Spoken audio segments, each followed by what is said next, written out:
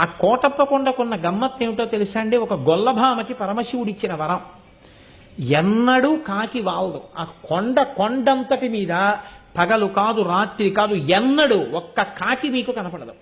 కొండ ఎక్కుతుంటే బోల్డని కాకులు కనపడతాయి. మీరు వెళ్ళేటప్పుడే చూడండి. మీరు కొండ ఎక్కుతారు కాబట్టి కోటప్ప కొండ ఎక్కేటప్పుడు చూడండి. కోటప్ప కొండ కింద బోల్డని కాకులు ఉంటాయి.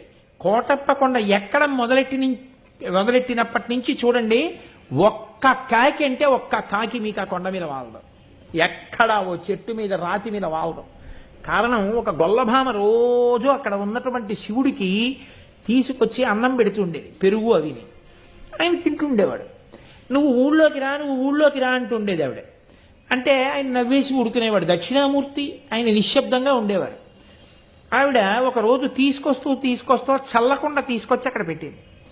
పెట్టి కూర్చుంది బడలికకి. కూర్చుంటే ఒక